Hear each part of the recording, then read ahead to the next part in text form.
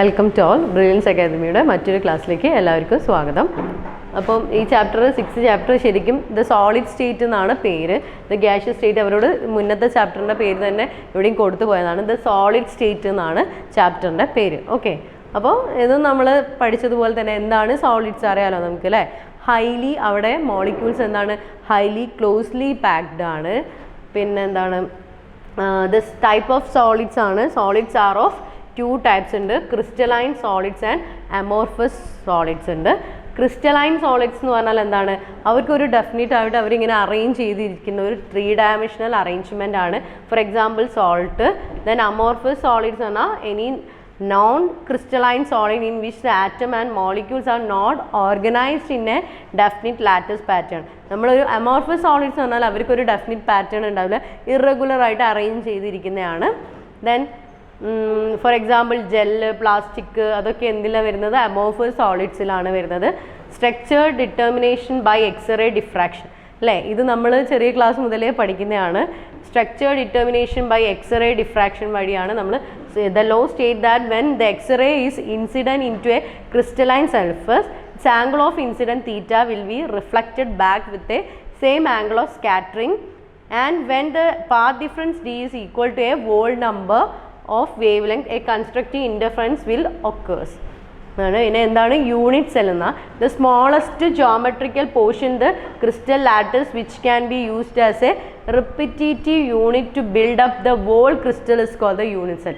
നമ്മളൊരു ചെറിയ സെല്ല് ഇങ്ങനെ വെച്ചാണ് ഒരു എന്താണ് ക്രിസ്റ്റലൈൻ ഫോം ഉണ്ടാകുക. അപ്പോൾ ആ ഏറ്റവും ചെറിയ യൂണിറ്റിനെയാണ് നമ്മൾ യൂണിറ്റ് സെൽ എന്ന് പറയുന്നത്. ടൈപ്പ് ഓഫ് യൂണിറ്റ് സെല്ലാണ്. യൂണിറ്റ് സെൽ എന്താണ് primitive unit cell, centred unit cell, body അത് പ്രിമിറ്റീവ് യൂണിറ്റ് സെല്ല്, പിന്നെ centred unit cell. Centred unit സെല്ലിനാണ് body centred unit cell, face centred unit cell and end centred unit സെല്ലായിട്ട് classify ചെയ്തിട്ടുണ്ട്. 7 crystalline system. There are about 230 crystalline forms ഉണ്ട് which have been grouped into 40 types of group lattice called Bravais lattice ആണ് on the basis of the symmetry, and 7 different crystal system on the basis of interfacial angle and axis. ഇതൊക്കെ നിങ്ങൾ theory പോലെ ഒന്ന് വായിച്ചു പോവാൻ നിങ്ങൾക്ക് ഇനിയിപ്പോൾ ഒരു 1 word ഒക്കെ ആയിട്ട് വരുമ്പോൾ എഴുതാൻ വേണ്ടിയിട്ടാണ്. പാക്കിംഗ് ഫ്രാക്ഷൻ ആണ്. It is defined as the ratio of the volume of the unit cell that is occupied by the sphere to the volume of the unit. Packing fraction ആണ്. യൂണിറ്റ് സെല്ല് SC ആകുമ്പോൾ 1 ആണ്. PCC body centred, face centred അങ്ങനെയാണ് ഇത് വരുന്നത്. ഇനി coordination number എന്ന് പറഞ്ഞിട്ടുണ്ടെങ്കിൽ it is defined as the number of particle immediately adjust to each particle in the crystal lattice. Body centred lattice എന്താണ് നമ്മൾ ഒരു ക്രിസ്റ്റൽ ലാറ്റസിൽ ഒന്നിന് ചുറ്റും കുറേ എത്ര മോളിക്യൂൾസ് ആണോ അതിന് ചുറ്റും അറേഞ്ച് ചെയ്തിരിക്കുന്നത് അതിനെയാണ് കോർഡിനേഷൻ നമ്പർ എന്ന് പറയുന്നത്. Close packing in crystal 2 dimensional packing of constant particles ആണ്. എന്താണ് 2 dimensional പാക്കിംഗ് ആയിരിക്കും. പിന്നെ square close packing, square occupied by sphere, square shape ആയിരിക്കും. എക്സഗണൽ ക്ലോസ് പാക്കിംഗ് ഉണ്ട്. പിന്നെ 3 dimensional packing of constituent particle. നമ്മുടെ 2 dimension ആണ് എന്താ സ്ക്വയർ ക്ലോസും ദെൻ എക്സഗണൽ ക്ലോസ് പാക്കിംഗ് ഒക്കെ വരുന്നത്. 3 dimensional പാക്കിങ്ങിലാണ് വരുന്നത് AB arrangement, then ABC arrangement. അതൊക്കെ എന്തിലാണ് വരുന്നത് 3 dimensional അറേഞ്ച്മെൻറ്റിലാണ് വരുന്നത്. ഓക്കെ, ഇവിടെ നിങ്ങൾക്ക് കാണാം ക്ലോസ് പാക്കിംഗ് ആണ്. Close packed layer of sphere. Hexagonal എങ്ങനെയാണ്, ക്യൂബിക് എങ്ങനെയാണ്, void or space or hole. Void or space or hole എന്ന് പറഞ്ഞാൽ എന്താ ഈ മോളിക്യൂൾസ് അറേഞ്ച് ചെയ്യുന്ന സമയത്ത് അവിടെ എന്തെങ്കിലും ഗ്യാപ്പോ അവർ അറേഞ്ച് ചെയ്യുമ്പോൾ എന്തെങ്കിലും ഒരു ഗ്യാപ്പൊക്കെ വരുന്ന അതിനെയാണ് ഇവിടെ ഇൻ ബിറ്റ്വീൻ മോളിക്യൂൾസിൽ വരുന്ന ഈ ഗ്യാപ്പിനെയാണ് നമ്മൾ വോയിഡ് ഓർ സ്പേസ് എന്ന് പറയുന്നത്.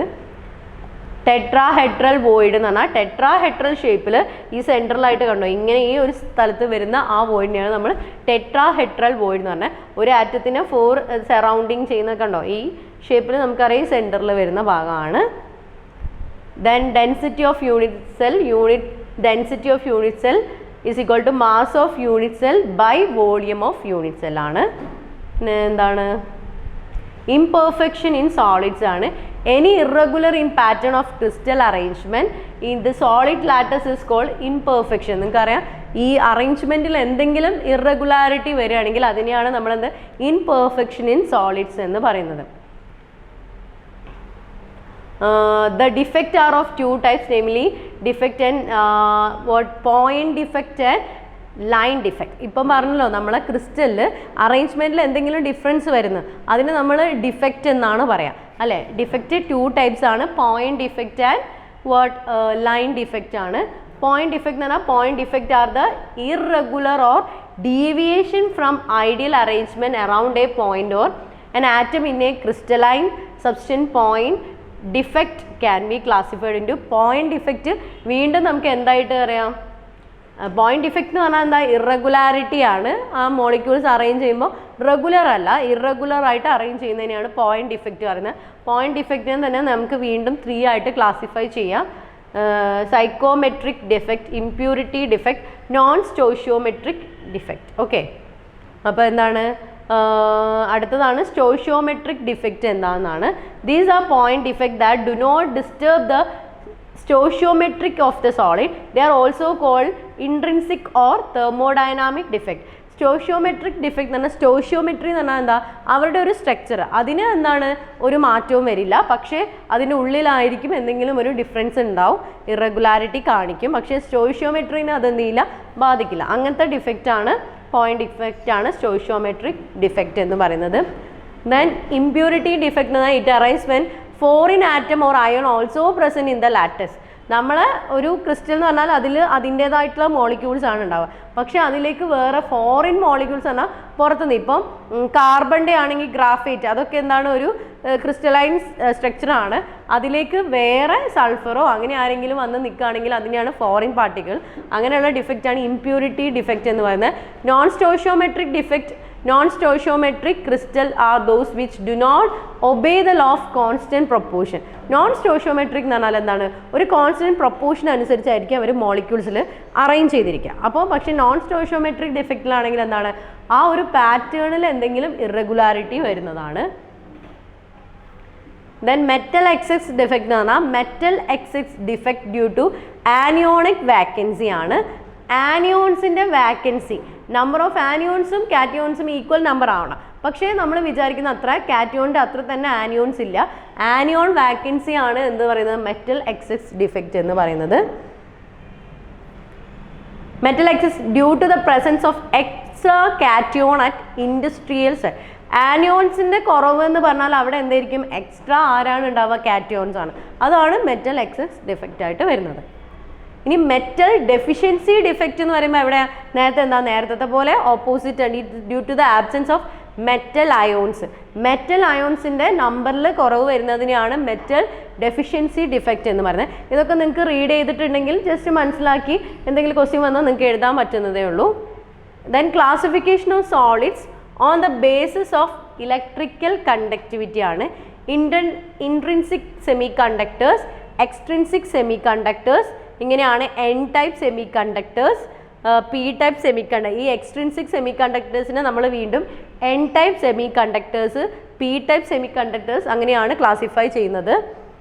Intrinsic semiconductors pure substance that are semiconductors are known as. Semiconductors എന്ന് പറഞ്ഞാൽ എന്താ, പാർഷ്യലി ഇലക്ട്രിസിറ്റി കടത്തി വിടുന്ന കണ്ടക്ടൻസിനെയാണ് സെമി കണ്ടക്ടേഴ്സ് എന്ന് പറയാം.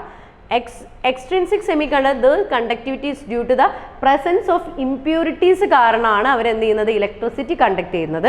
അങ്ങനത്തത് എത്ര ടൈപ്സ് ഉണ്ട്, എൻ ടൈപ്പ് സെമി കണ്ടക്ടേഴ്സും ഉണ്ട്, പി ടൈപ്പ് സെമി കണ്ടക്ടേഴ്സും ഉണ്ട്. N type semiconductor silicon doped with 15 group elements like phosphorus is called the N type semiconductors. P type semiconductors silicon doped with 13th group elements like 15th ഗ്രൂപ്പാണ് വരുന്നത് impurity ആയിട്ട് വരുന്നതെങ്കിൽ അതെന്താണ്, N type ആണ്. നമ്മളെ 13th group elements ആണ് എന്താണ് വരുന്നത്, ഒരു ഇംപ്യൂരിറ്റി അല്ലെങ്കിൽ എന്താണ് ഇംപ്യൂരിറ്റീസ് ആയിട്ട് വരുന്നതെങ്കിൽ അതിനെയാണ് നമ്മൾ പി ടൈപ്പ് സെമി കണ്ടക്ടേഴ്സ് എന്ന് പറയുന്നത്. മാഗ്നറ്റിക് പ്രോപ്പർട്ടീസ് ഓഫ് സോളിഡ് ആണ് അടുത്ത topic. Solid can be divided into different classes depending on the response to the magnetic field.